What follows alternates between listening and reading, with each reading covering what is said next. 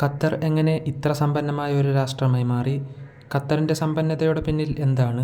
ഇത്ര വലിയ സാമ്പത്തിക ശക്തിയിലേക്ക് എത്താൻ ഖത്തർ സ്വീകരിച്ച വഴികൾ എന്തൊക്കെ? ഒരു ചെറിയ മരുഭൂമിക്കരഭാഗം മാത്രമായിരുന്ന ഖത്തർ എങ്ങനെ ഇന്ന് ലോകത്തെ ഏറ്റവും വലിയ ധനിക രാഷ്ട്രങ്ങളിൽ ഒന്നായി മാറി?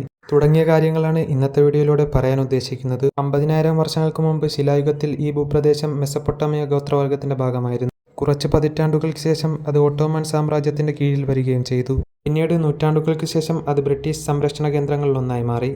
അങ്ങനെ 1971 ബ്രിട്ടീഷിൽ നിന്നും സ്വാതന്ത്ര്യം ലഭിച്ചു ഖത്തർ എന്നൊരു രാഷ്ട്രമായി പരിണമിക്കുന്നത്.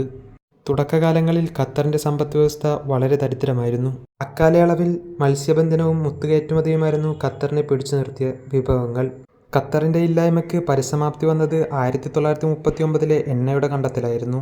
പിന്നീട് 1949 അതിന്റെ ഉൽപ്പാദനവും പ്രകൃതിവാതക സ്രോതസ്സുകളും വികസനവും ഖത്തറിനെ ആഗോളതലത്തിൽ ഏറ്റവും ഉയർന്ന പ്രതിവർഷ വരുമാനമുള്ള ഒരു സമ്പന്ന രാഷ്ട്രമാക്കി മാറ്റി.